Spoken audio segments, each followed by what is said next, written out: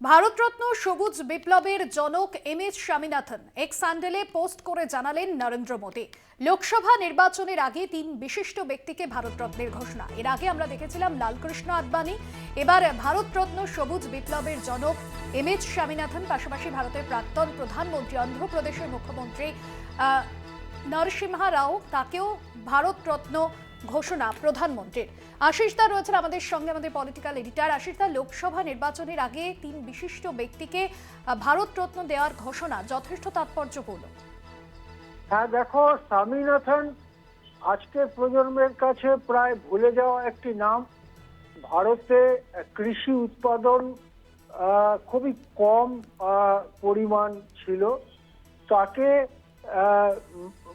একটা বিরাট অগ্রগতি ঘটানোর ব্যাপারে যে সমস্ত বিজ্ঞানী এবং কৃষি কুশলীরা উদ্যোগী ভূমিকা নিয়েছিলেন, তার মধ্যে একজন বা অন্যতম প্রধান ব্যক্তি এই স্বামীনাথন।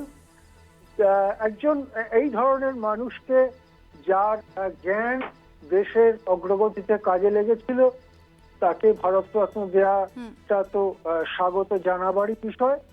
এবং তিনি ভারতরত্ন পেয়েছেন, এতে নিশ্চয়ই দেশবাসী খুশি হবে।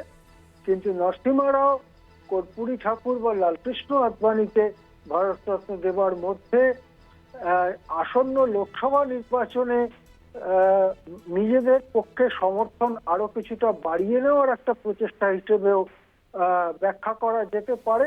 তার কারণ 10 বছর কাটিয়েছে নরেন্দ্র মোদী সরকার, প্রথম 5 বছর, তার পরের 5 বছর।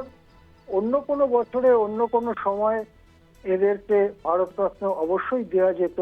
হঠাৎ ভোটের আগে ভারতরত্নের ঢল নামাটা নিশ্চয়ই রাজনৈতিকভাবেও গুরুত্বপূর্ণ বলে পর্যবেক্ষকরা মনে করে। হ্যাঁ, একদমই ধন্যবাদ জানাবো আশিস দা তোমায়। কৃষিক্ষেত্রে দেশকে স্বয়ংসম্পূর্ণ করার লক্ষ্যে 6-এর দশকের শেষ দিক থেকে ভারত সরকার যে সবুজ বিপ্লবের সূচনা করে, তার মূল উদ্যোক্তা ছিলেন এই এম.এস স্বামীনাথনই। জলসেচের মাধ্যমে ভারত পাঞ্জাবে কৃষিক্ষেত্রের আমূল সংস্কার করেন তিনি।